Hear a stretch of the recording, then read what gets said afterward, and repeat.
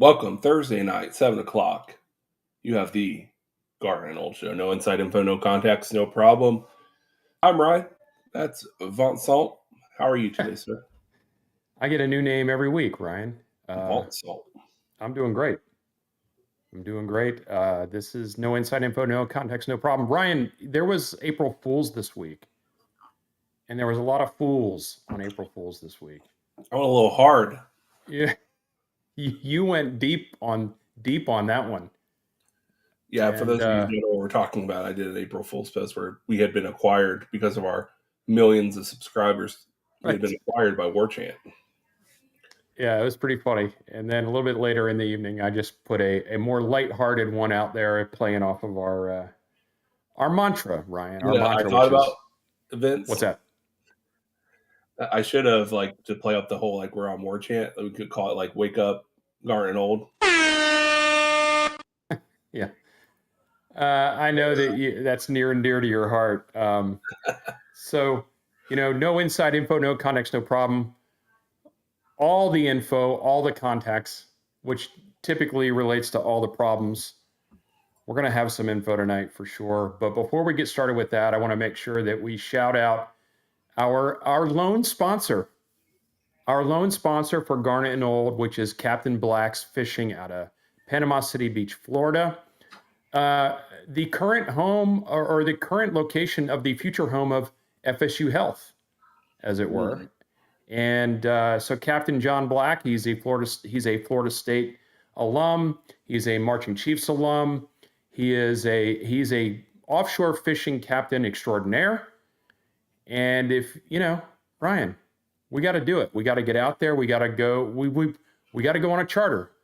Yeah, think about it. we got to do a charter with our buddy John Black, and hopefully you get a chance to do that too. And if you do, make sure you let him know that Garnet and Old told you about that. We would appreciate that, and he would as well. Thank you, Captain Black. Vincent, what are you drinking on this fine Friday Eve?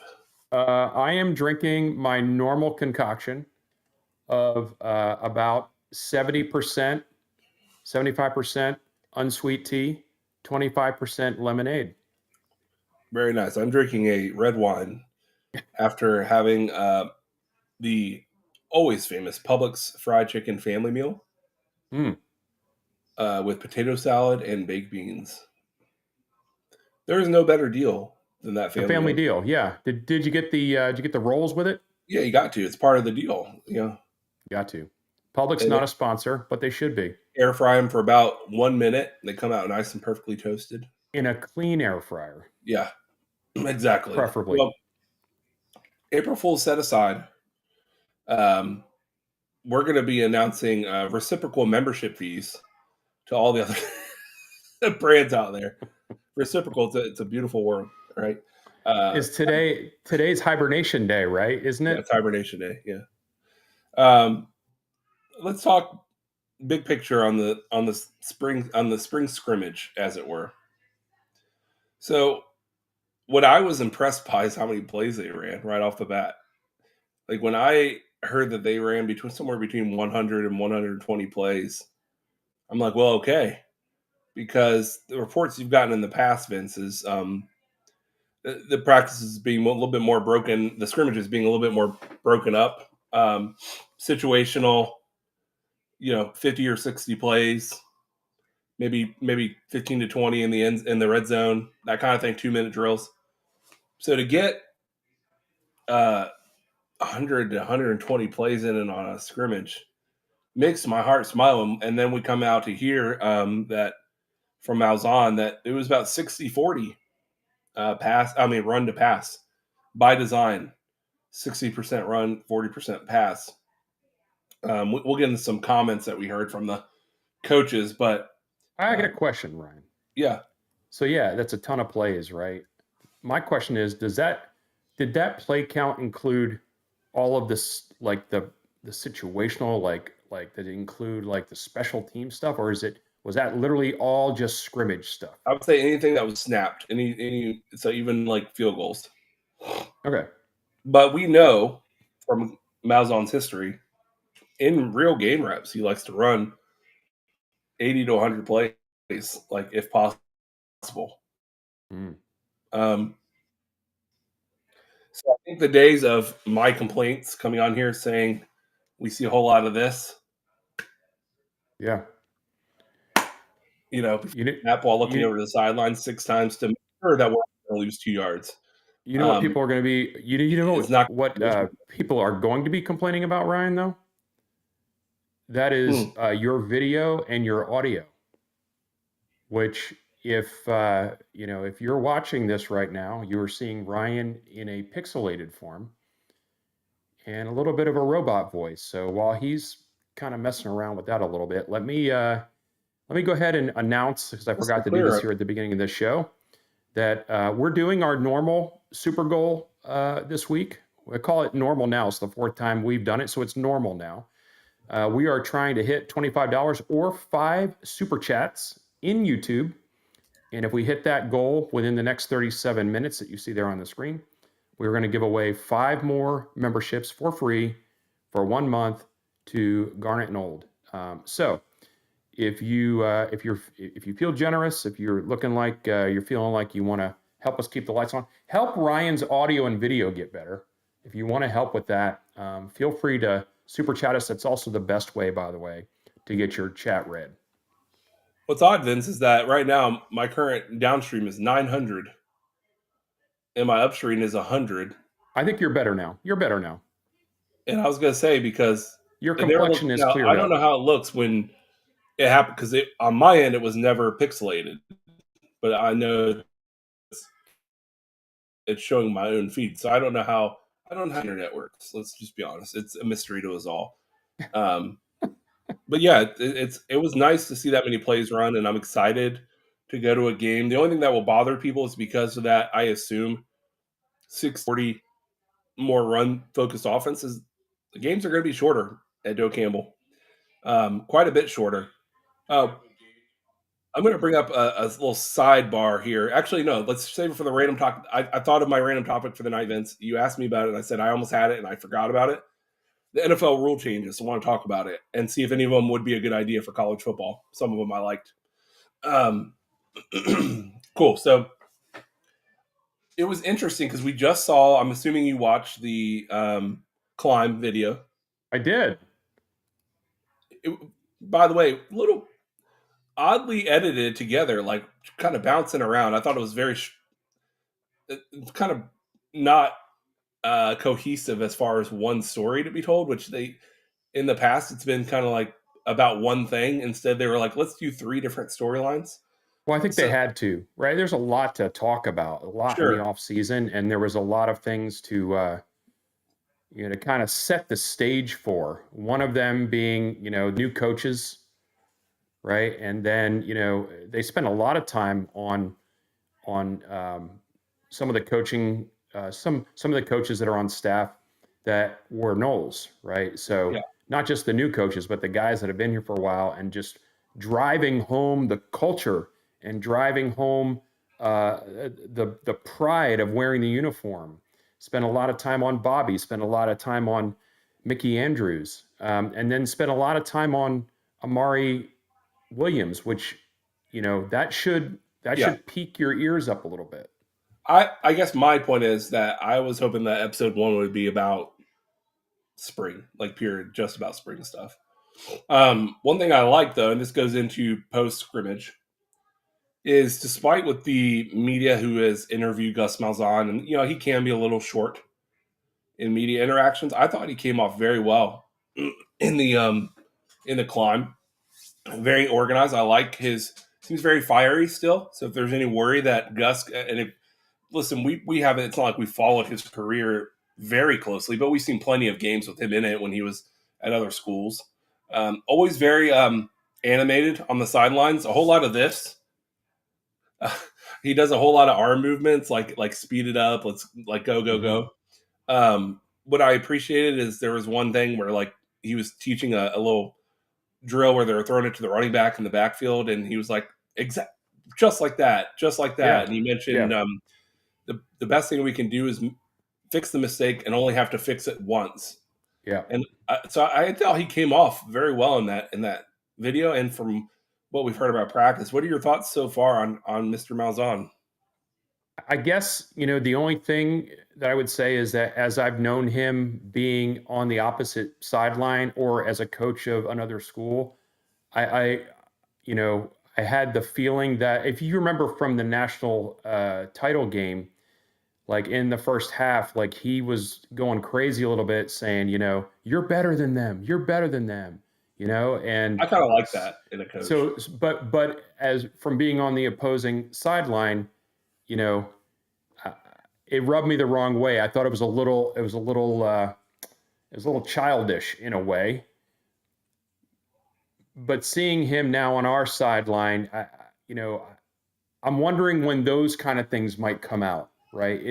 It's one thing to say, Oh, it excellent will. job on that, Yeah. and that's the way we want to do it. And if we can correct our mistakes the first time, then we're going to be a great team.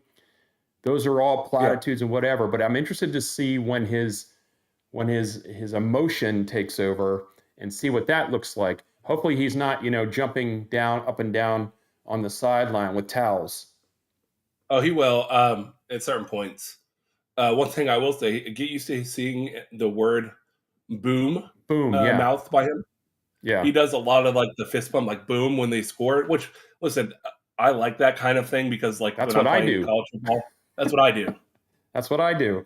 I like coaches that actually have the emotion. So, like, even when people are giving crap about, we talked about a few weeks ago about like when we blocked the kick against LSU and people gave Norvell crap about jumping on his. I'm like, I would jump on my coach's back too. Like, Yeah. we almost Yeah, lost for that sure. game.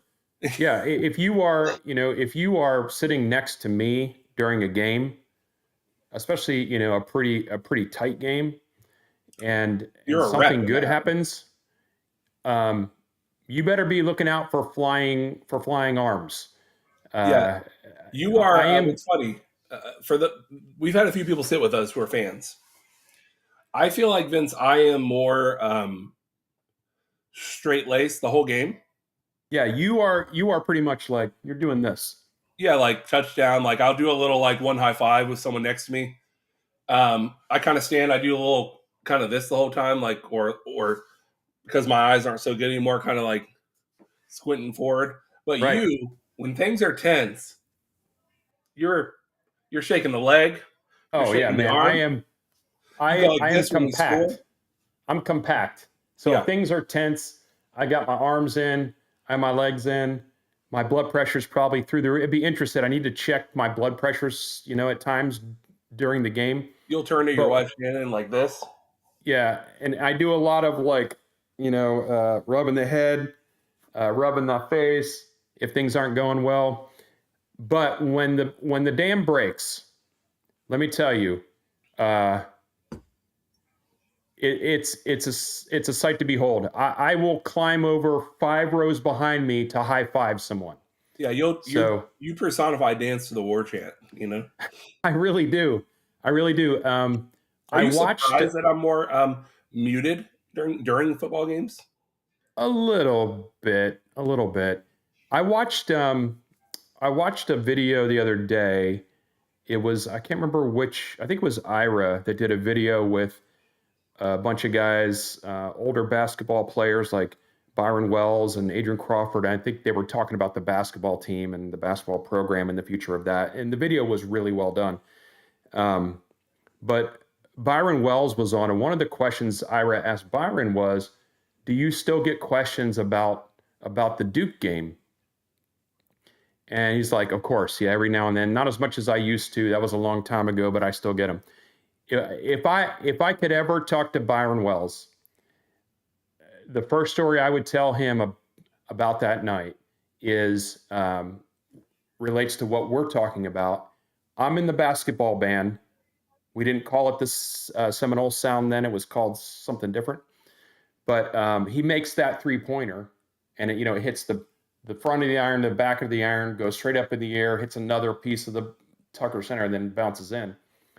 And literally, I jumped up in the air with my horn, and a tuba player came crashing down on top of me. And we had like a massive dog pile during that game. So that's the kind of person I Which is am. awesome. And Yeah, that's the kind of person I am when it's things are ironic. going well. what's interesting, Vince, is I feel like I'm the opposite of a lot of people. I am way more highs and lows emotionally when I'm watching on TV because you can't see everything. There's a lot of questions like, was that in? Was that a hold or what's that penalty? When you're at the game, you kind of you can pretty much see, oh, that's a penalty for that, or yeah, he got in. It's a lot easier to see a lot of those kind of things contextually on the whole field. Yeah, But for for sure. some reason, when I like Chris, my wife would tell you, now I've gotten a lot better. It used to ruin my entire week when Yeah, Florida yeah, State yeah. would lose. But with age comes wisdom. But I'll be honest with you, my wife will tell you if there's a game I feel like we should win, like and even convincingly, and we're not, and we're even up, but like maybe like up by 10 or God forbid tied, and I see us do something dumb, I'm cursing like a sailor at home. Only at home. It doesn't happen when I'm at the game. But she'll tell me you're no fun to watch games with at home. I'm like, because I get really pissed off. Remember when you broke the TV? Did I? No, I'm kidding. Um, so yeah, at home. I'm more reserved. More football.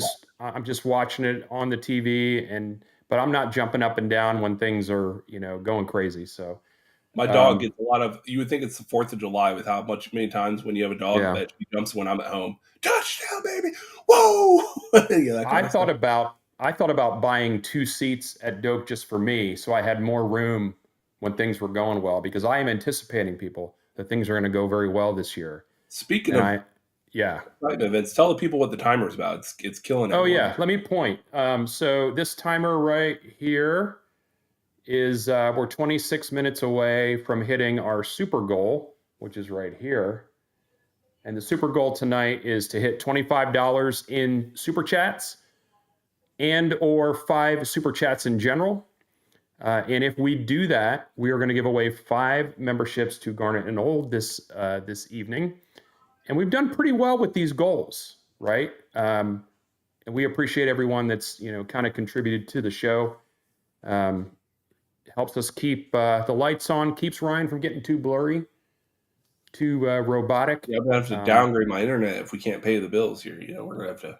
Yeah, and if if you're not on YouTube, what you could do to help us is just subscribe to the show if you haven't already done so, right? So go to YouTube, like the show, and subscribe, and that helps us out a ton too. So that's Yeah. that's what all this is.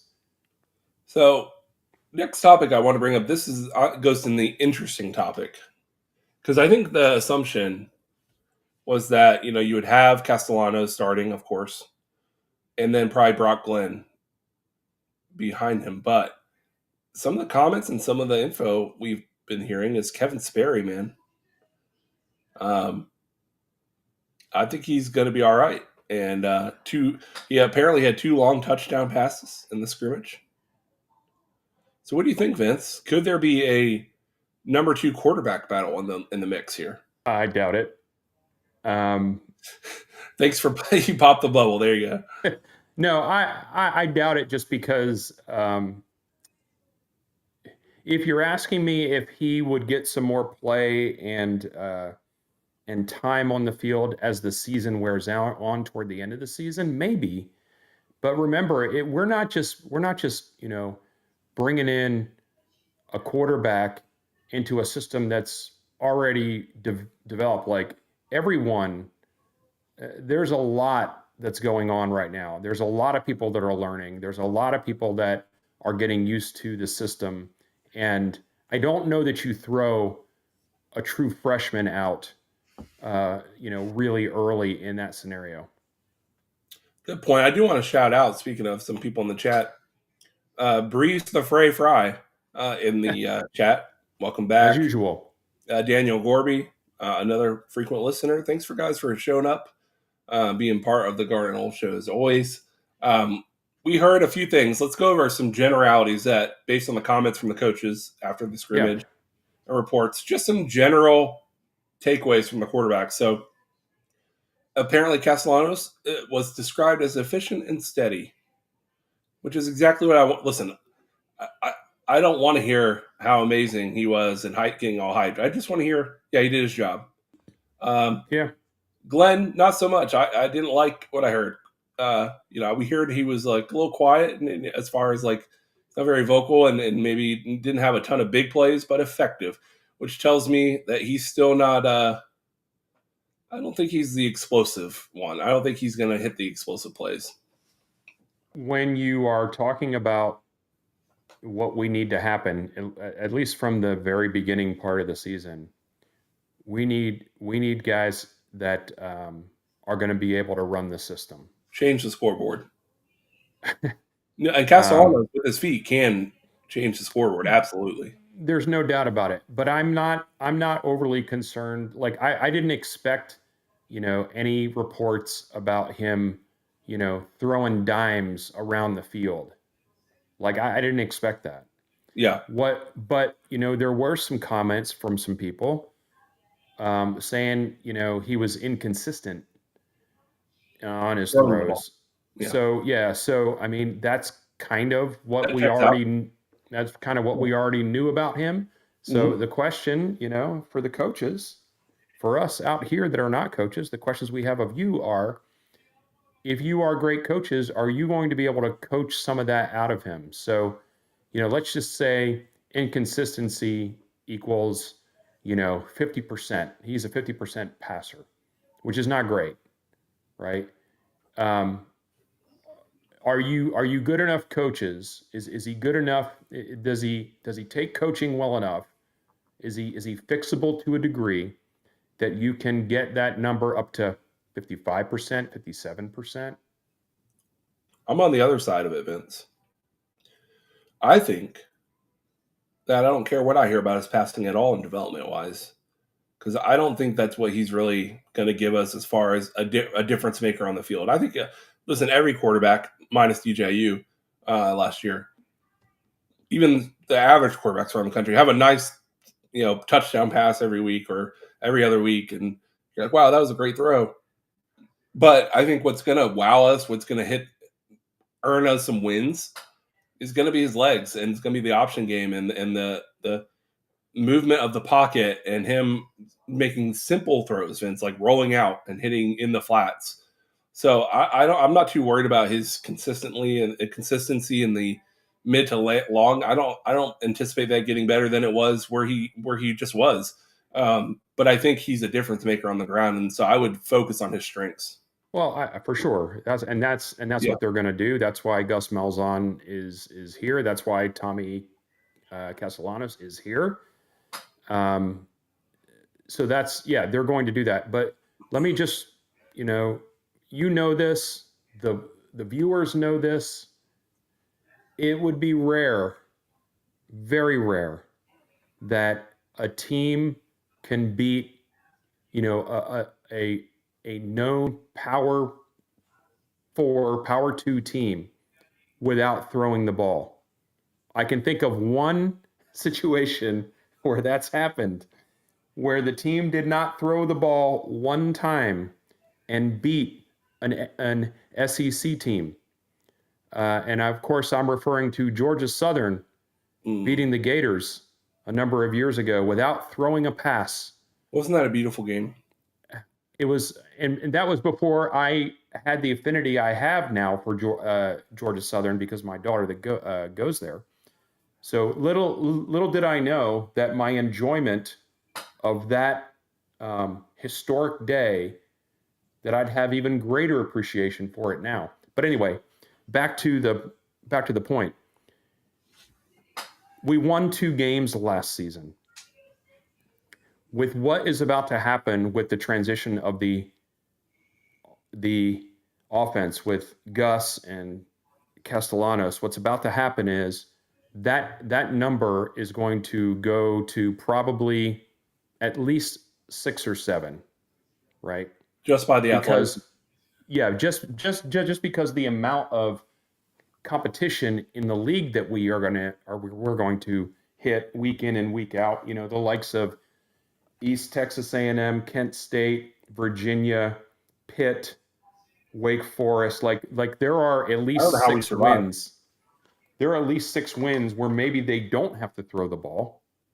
Yeah. But the point is, you're not going to be able to beat Miami, and you're not going to be able to beat Clemson or Florida or Bama or Bama without making them pay through the air at some point. Now, one group that I think we will make a lot of people pay with it was the most celebrated group when it comes to comments by the coaches, the running back group. I figured this would be the case in an offense that is focused, Vince, on determined to run the ball almost at all costs. That I expected that the running backs would shine, and we already knew, Vince, that last year's performance was no indication of how the running backs did. There's a whole lot of offensive lines suck out there. Um, so when I hear that, Singleton and Lucas, man, are looking good in camp, even Roydell's also looking good, makes me smile. And also made me smile that apparently we have a dominant center. Well, you went dominant. Okay. Pettibon. I will go. Yeah. I will go. Notable center. Yeah, I'm not going to go dominant yet. Dominant compared to last year's team's situation. Yeah. I mean, sure. Yeah. Compared to last year, Mm-hmm. a lot of things would look dominant. Yeah. So that is good news. And could you imagine, Ryan, if we were getting news that there were no running backs standing out at all? Yeah, it would be. We need to get someone in the portal this. Oh my goodness! This summer. So you got Singleton, you got Williams, you got Usain Chroma, who's a freshman, and you've got Cam Davis. We got a lot. Like the running back room on paper should be, making some hay. Yeah. And I expect them to do so this season. Vince, what's your take on the glowing comments about Earl Little Jr. as he is him? Yeah. Okay, excited? so I kind of am. I kind of am because I want people to grow. I want people to.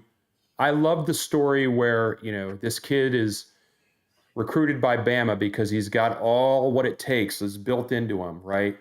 He couldn't get it done there for whatever reason, injury, whatever. People ahead of him, comes here and doesn't really do anything yet. So I am a big fan of stories of Phoenix rising from the ashes. And so I want that to happen. I think that what we've heard is that he is now, obviously healthy, but he's also playing a position that better suits, what he brings to the table. Sure. The only other thing we heard of note, I would say, on the defensive side from the scrimmage was that Pritchard had an interception, a pick six, actually. I would love to know who the pick six was on.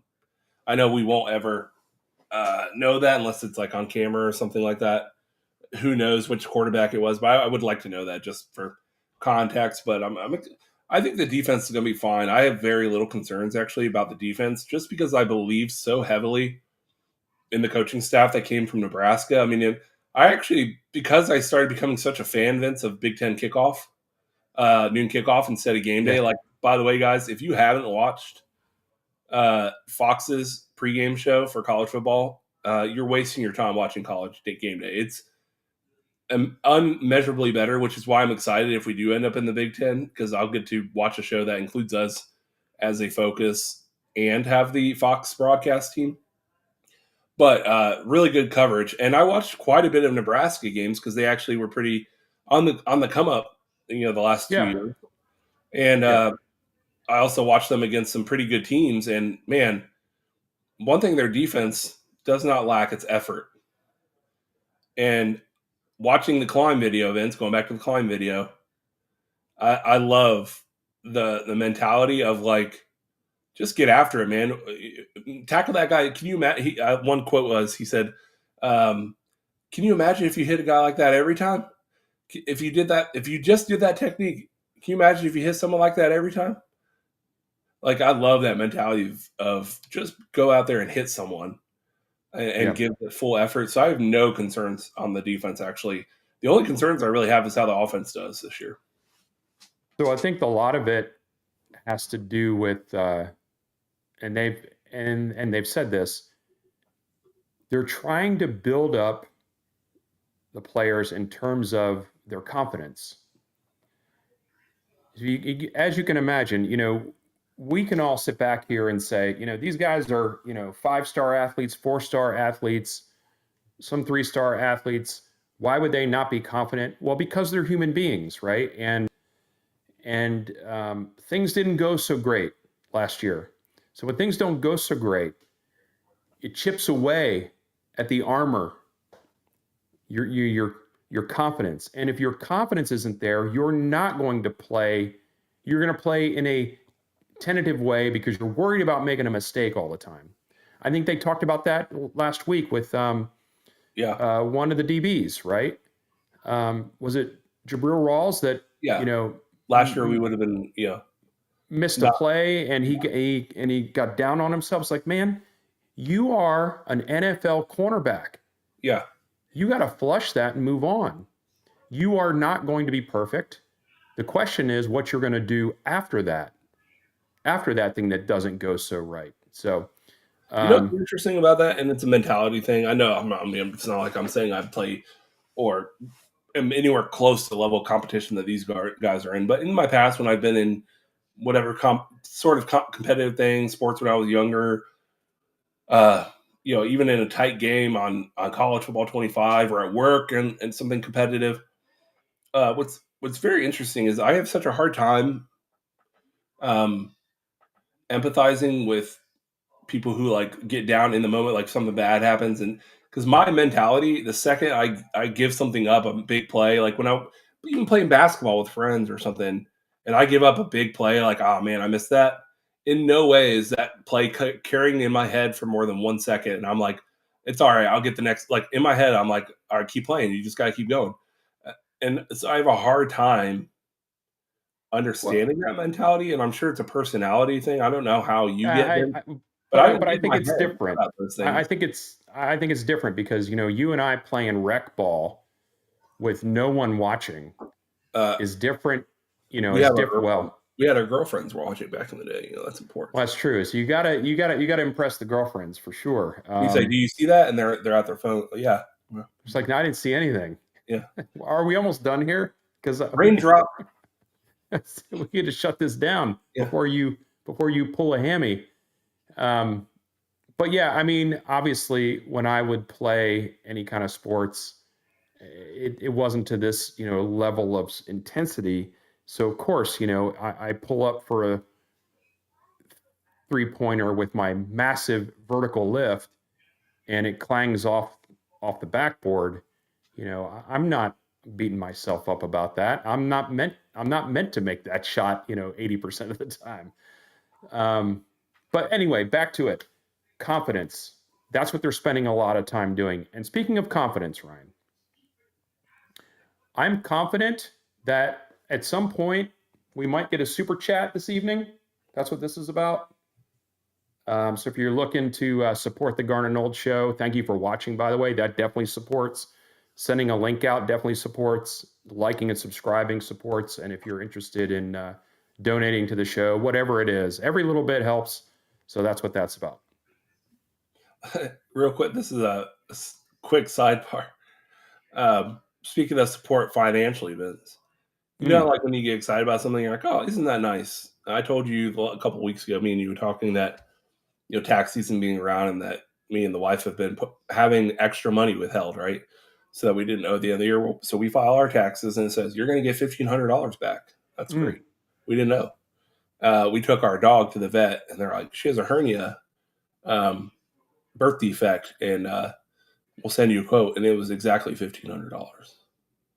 And you can be angry about that because I know that kind of stuff has happened to me too. Yeah. But you're going to say, wow, what a blessing that we got that.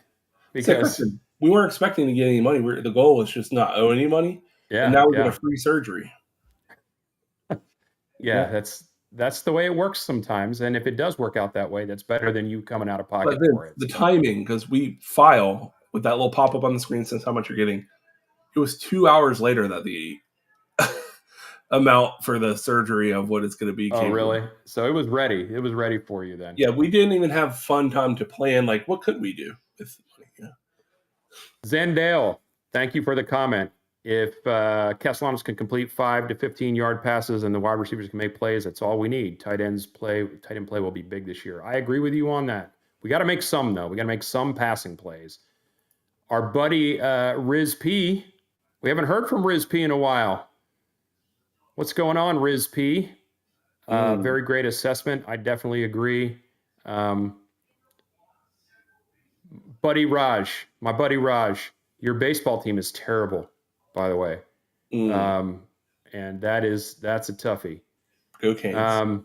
I did appreciate, Vince, did you see the post? Because there's a new feature on X where you can tag Grok and ask it a question. Oh, yeah. And someone said at Grok, when's the last time Miami won an ACC championship? And it was very fun to see the response from Grok. Friends call me Sean. Thank you for being here tonight. I told you, Ryan, I met Friends Call Me Sean last week at the Florida State-Florida game here in Jacksonville. Very nice. We had a nice chat during that game.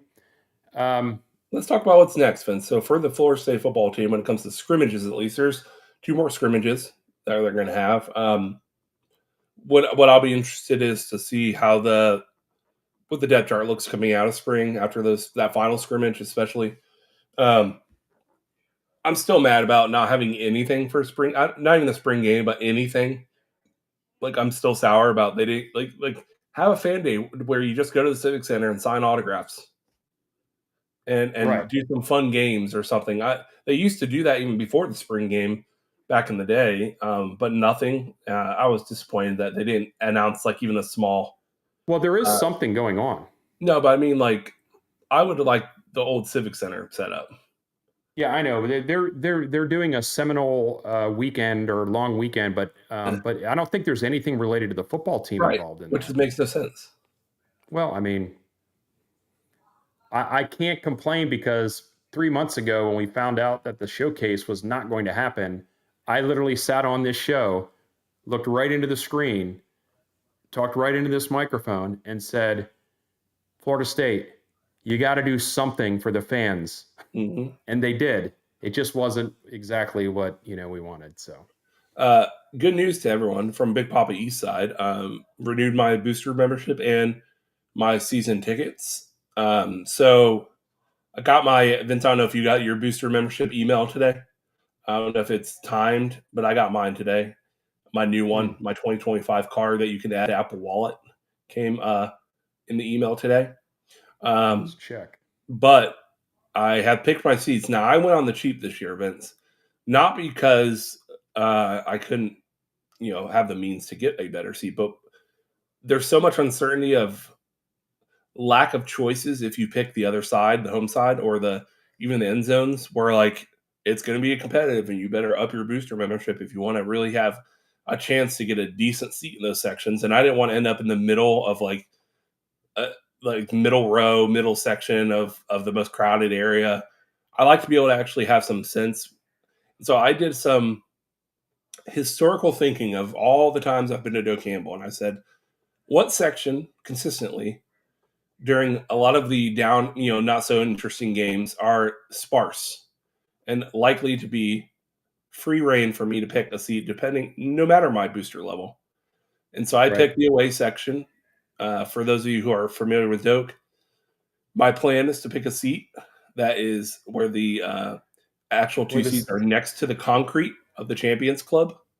Say it, Ryan. Where the sun don't shine. Where the sun don't shine. If you've ever been in Doak, the sun is right between the Champions Club and the boxes. And if the Champions Club is to your left, it goes up high enough concrete-wise where it blocks all the sun out, and you can kind of feel like you're by default part of the Champions Club. It's just like just out of reach. It's right there, and you don't have anyone sitting next to you. A lot of benefits there. So went ahead and picked that section, and then I guess we will both get a chance to secure our parking spots in May. Yeah. We talked about the booster thing off and on over the last, several months or so. When it was first announced that everybody was going to get a personalized check-in when it was time for do so. I had to initiate that, and that's not. I don't want to keep belaboring the point, but unless I misinterpreted, everyone was supposed to get a personal check-in to figure out what they wanted to do. I did not get that, so I made it happen on my own. Yeah. And I also renewed my tickets this past week, and we are trying to get kind of in the area where we were a few years ago, which is kind of near the Chiefs, right? But on the home side, we'll see if we actually get those or not. Speaking of yeah, you're right. The parking, by the way, the parking is $100 for the season, which is, that's different. I like it. But I'm okay with that. That's okay actually, with that. that's more affordable, right? Yeah, I don't mind that at all. Before, you just got your parking as part of your booster thing, but charging a little bit more for the parking, that part doesn't bother me as much. But I will say, let's not be so draconian about when people go in. Vince, I want to give you 5 minutes to cover this, or at least up to 5 minutes. Well, what about a minute 43, 42, 41? We'll split it in the middle. Folks. Marching Chiefs to play at the baseball game on Friday. Yeah, I mean, this is fun. This is a big deal. This is fun.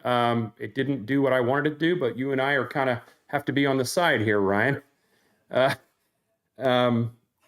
So was it last year? Do this. Was it last year that this started? I'm not sure if it was last year or the year before. But anyway, as we talk about all the time, the Chiefs are the heartbeat of the university. And, if they can make it happen, they are there, whatever it is. If it's, like some kind of rally at the Capitol, if it's a parade, it's go and play for the softball team, for the baseball team, for the soccer team, you name it. They try to make it happen. Friday night, the Chiefs are going to be at Howser.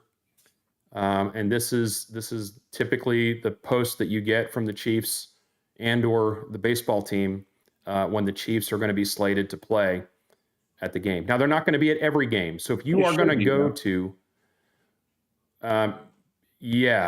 sure. You could probably, I don't want to speak for Dr. Plack, but you remember that if the Chiefs are going to be there, that the leaders have to be there for all those things too. So maybe.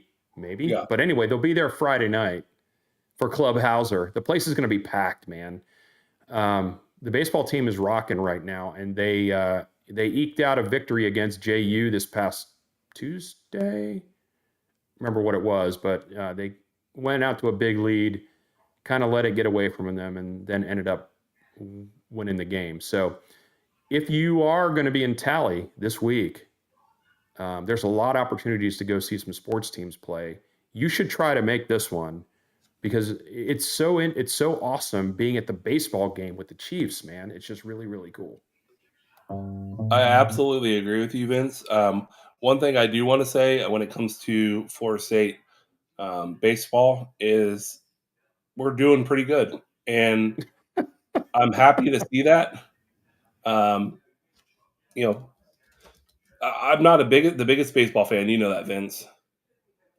But I do appreciate when Florida State is doing good in any sport. So I'm here for it. Speaking of that. Yeah, let's talk about it. I'm going to do something for the boys here. This is for you, Vince. This is for you. You're super chatting to yourself? Put it on me. You got it. This is your time to shine, Ryan. Ryan, thank you so much for the super chat. I want a membership right now. I demand it. All right. Well, we didn't hit our goal, but I'm going to give them away anyway, man. So if you are not, I'm going to need that money back. If you are not on YouTube right now, get over to YouTube right now. If you're watching on X, there are 78 people watching on X right now, which I get. it's easy. Like it puts it right in your That's feed, and it's becoming awesome. slowly a platform, man, for video. Yeah, and I appreciate that. I appreciate all those people that are watching there. But if you would, man, just go over to YouTube briefly. Let me do something here real The quick. random topic time, Vince. It's not. Ah, It's not. It's almost time though. I'm going to give people 1 minute to get over to YouTube to be available. So you're available to get one of these memberships. Before we get to the topic, though, Ryan, the random topic, we got to talk about the softball team. Like you go ahead. can't That's leave all them you, brother. out. You can't leave them out. They beat the Gators, brother. They just beat the damn Gators. They shut them out. The Gators were ranked number 2. I think Florida State's ranked number 10. Jahni Kerr hit 2 home runs. And I watched that game top to bottom, front to back. I watched it all. Pitching performance was outstanding. And it was fun. Now, there's some overshadowing. There's a little bit of a shadow on this because it was announced this week. I think you know, Ryan, that Lonnie Almeida announced that she was undergoing treatment for breast cancer. And so, yeah, Brett Taylor, absolutely. Prayers for Coach. It was really cool, actually. On the diamond, they had a pink ribbon, and in the form of the ribbon was a braid. Like Lonnie always wears her hair in this braid, and so it was just, I watched that. And by the way, got a little dusty when I saw that. And it was also really nice. I don't typically give rivals a lot of kudos just because that's the way rivalries are. But the Gator staff, the coaching staff, we're all wearing pink for her. So it's a nice gesture. And Coach Almeida, whatever you need, you got support from the Knoll Nation, and we'll be praying for you and hoping for the best there. So, yeah, just wanted to make sure we got that out. I appreciate that. We're gifting now. Of any kind can go kiss my ass because it's taken way too many people in my family. So, yeah, for sure, absolutely. We're going to gift 5 memberships right now. We didn't hit our goal, but you know what? I love you guys. Here they come. I'm gonna grab. All right. While that happens, while you guys grab them, this isn't really a random topic because it's very directly, I think, tied to what I hope to be college football. Vince, I'm going to throw each one of these against you, and I want to see if you agree or disagree that this should be applied to the college game. The first one, kickoff adjustments. Touchbacks, Vince, on the kickoffs will now be placed on the 35-yard line if there's a touchback in the NFL, meaning that there's more incentive for the kicker to not kick it through the back of the end zone and for the runners to run it out of the end. For the kicker to not kick it out of the end zone, meaning we'll have more returnable kicks. I've been saying this for a long time. I hated the new kickoff setup where they're all like in this little square, like very tightly knit. I hate it in the NFL. I think it looks stupid. I miss the old like normal kickoff where you get a running start, kick it, and everyone runs.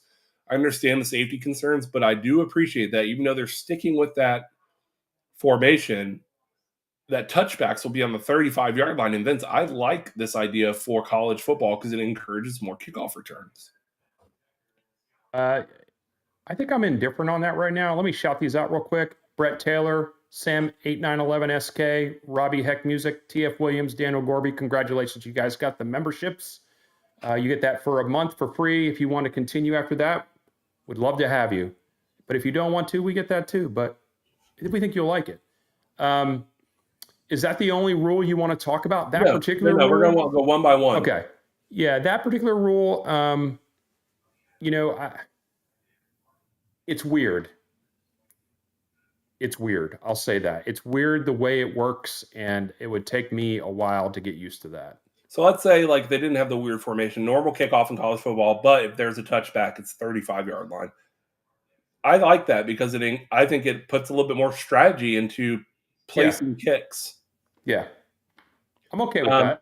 second, and I've been wanting now for NFL, it makes total sense for the longest time, and this has been my least favorite part of the NFL forever. That in the NFL, overtime, first team scores, game over. I hated it. I hated it, and I hated it in overtime. So it's now gone where both teams are guaranteed at least one possession, but essentially, there's a 10-minute clock, normal kickoff. You get the ball wherever you get the ball, and you drive the field.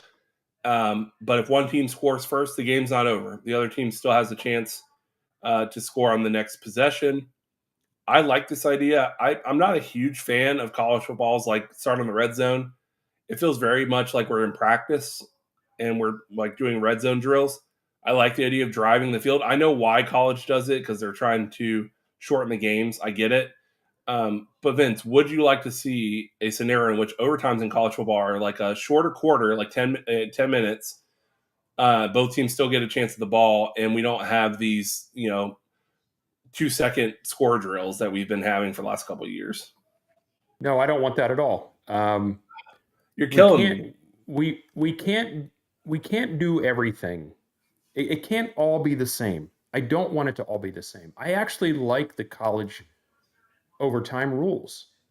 I like that it's different. I like that it's that it promotes the scoring. I do. I like that. So now, do I like the fact that it switches to a 2-point conversion quickly? That part I'm not so great about, but are you at least happy that the NFL now both teams will get a try?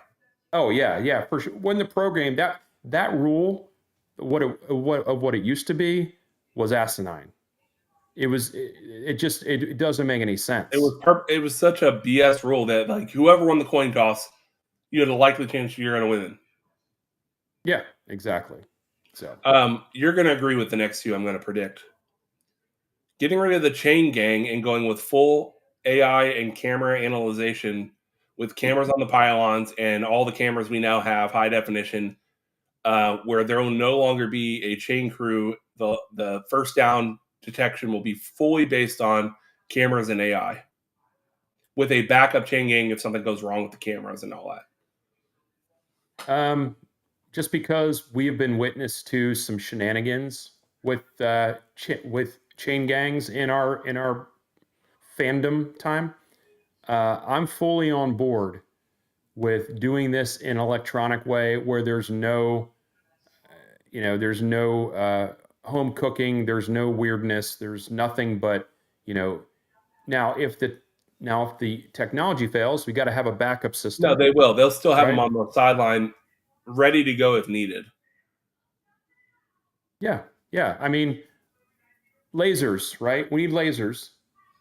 Yeah, well, they're going to use lasers, sensors, cameras on the pylon, on the like the indicators on the sideline, and I'm fine with that. Our technology, it's 2025. We should be doing this anyways. Not football related, Vince, but how do you feel about the same being done in baseball with no umps? Well, in the minor leagues, they have right. They have the ability to challenge a pitch call. No, but what do you think about like no umps permanently and just using like AI, which can clearly see if something was in the strike zone or not? Because they do it after every play anyways. What's interesting about umps, though, in baseball, even though I'm quick to get on them if they're not doing the right thing, umpires in baseball have a little bit of swagger to them, which I kind of like. Right? Which I kind of like. I agree with you on this one. And so you got the guy behind the plate and he's calling it and he rings him up for the third called strike, and it's like pulling the ripcord. I feel like baseball would lose something. Yes, I appreciate that as far as having live umps. Now I think that by the way, what's the deal with baseball if they have to go to replay, that they have to go to the recesses of the stadium to look at it? Yeah, like the Fox crew or whatever has it. Why is that technology not out somewhere where they don't have to get an Uber to go look at it? Why can't they just turn around, look at the Jumbotron and show it? Like it's in the strike zone, the square line with the ball indicator. Yeah. Yeah. So, and they always say, hey, we're gonna go look at it. And the guy goes, under the stadium, like he's going into the tunnel of the Magic Kingdom, and he emerges 10 minutes later with it, you're out, you're safe, whatever. But yeah, I think I like the umps. I do like the idea of, being able to challenge a pitch call. I do Yeah. like that. Final one, and I think you'll agree with this because I hated this in the last couple of years. Fully eliminating and enforcing the tush push, or like pushing players over the first down, or in case of multiple games last season, Vince, offensive linemen suplexing their own person across the goal line for a touchdown or first down. I hate it when it happens. I listen, even when my own team does it, I'm like, we didn't get the first down, but I'll take it. And when it happens against your team, you're like, that's bullshit. He pushed him into the end zone. That shouldn't be allowed. Can we finally get rid of the tush push? Yeah, they're going to have to get rid of it, because if they allow it, there's really no nuance to it, right? There's no way to look at that and go, well, they did this and they did the tush push, but because XYZ happened, we're not going to count it, right? So it's either it's not you can't do it at all, or every time you do it, there's no No, I think so. I there's think no if the challenging replay it. shows, for example, Vince, in my opinion, if the replay shows that he did cross the goal line first, but then his player put his hand on his back and pushed him through, I actually think at that point it becomes a penalty, 5-yard penalty, and it comes back. If he's already crossed the goal line? I'm going to say in replay, let's say they throw the flag, right, on the play, the tush push. They saw the guy pushing him in, right? And even if on replay it shows that he was like barely across the line already and the guy just kind of kept pushing him, I think the hands to the back and pushing your player forward should at that point be no different than like a holding on the play and come back. I don't want to see the play at all. I don't want to see an offensive lineman pushing a guy forward. Question for you. Why then is it okay for gang tackling and gang pushing people backward? It should. I'm not saying it is, but I'm just using the NFL rule changes. Would I like to see this go away? And I would. Yeah. Okay. The tush push hasn't won me anything. They don't enforce it. It hasn't won me anything, and it hasn't kept me from anything. So I really don't have an opinion on that. Is it kind of grade schoolish in a way? Kind of, like, hey, get all my buddies to push me over the line. Like 12 major NFL games last year, like the outcome. Yeah. I'm indifferent on that one. So Vince is only a positive yes on the chain crew being eliminated, so we don't ever see where they pick up the ball, they place the ball, pick it up, and push it forward 5 yards. And you're like, what? Wait, what? Why'd you guys move it? And I've never understood Vince. They always remember that, and they always trot out there, and you're like, there in no way is these guys just like it's no different than me and you eyeballing like hanging a poster on the wall like that. This where I'm putting the snails about straight. You know what I love? Is one guy coming across from one sideline and marking it one place, and the other guy comes from the other sideline, looks and goes, no, it's back here like an inch and a half. Like, man, you don't know that. It's no different than that at all. Like this, like, yeah, it's stand back because we have to do some calculations here. Yeah. But yeah, so I think that the lasers and AI and being able to microchip the ball so you know where it is. It's great. Maybe use your technology. Maybe instead of microchipping the ball, maybe the ball has a layer on it that is like a metal mesh layer, right? Yeah, so something that can trigger something. So something that can trigger something. So you don't necessarily have to have the electronics within the ball itself, right? Although, by the way, that idea is available for free. Any company wants to use it. What pisses me off about this is NFC chips are like almost indestructible, and if you place it in a layer of material, like in a protective cocoon, it absolutely could tell when something broke the plane for a touchdown, especially. The fact that we're relying on like refs running in and seeing where did he get in there? I couldn't tell, and then going, it's bizarre to me that in 2025. Well, by the time you and I are long gone, Ryan, you know, when all the tariffs have come and gone, Totally when reciprocal. Reciprocal. What a beautiful groceries, an old school term. I know that Vince. groceries that no one's ever used that term before. Listen, me and you disagree on a lot of stuff, but I think we could both enjoy that he referred to them as groceries being an old school term. Like I use the word term groceries every single day. If you ever, I would rarely get involved with this in a social media way, right? As far as like talking about anything related to that, because it's no win. It's always no win, and typically, you get people that feel real strong behind the keyboard or the phone. But live and in person, let's go meet at the Mellow Mushroom. Not a client. We'll talk about some things, and I'll let you know how I feel. But I'm Oh, not going to do it over social media. I know my man. But here's the thing, and I will encourage this last thing I'll say before I end the show. I encourage Hold everyone. on. 88 on X, 14 on YouTube, 1 on Facebook. That's a lot, people. Thank you so much for watching the show tonight. I encourage the over 100 of you. No, I promise you this will enrich your life. No matter what side of the aisle you're on, don't be so close-minded that despite your differences, you still can't be a friend and hug someone and have a conversation and be lifelong friends. And I know, Vince, you believe the same thing. We can have our differences and we can still share a beer. I do.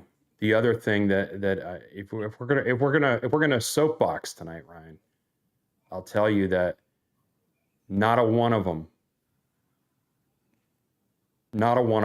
really cares about the common people. Correct. Not a one of them. Yeah. So and the fact of the matter is, we have a lot more in common than we do that separate us. we do. One of these being the Garnet and Old show, which we are so appreciative that all of you watched tonight. I think we can all agree to screw ESPN eternally. I think we can all agree to send Chiefs all the damn time. And Vince, one thing that all the Noles agree to, no matter what day, no matter what time, is to say this phrase, Vince. I'll leave it up to you. Yeah, watch Noles all the damn time, because everybody, we all know now, every time you watch the Noles, it's going to equate to dollars for the program. So not only are you going to send Chiefs all the damn time, and they're going to be at Howser Friday night, you should also watch Noles all the damn time to make sure the Noles get their due as it comes to the funds. But no matter what, we can all agree, go Noles. Go Noles. Have a great night, everyone. Be well. Good night.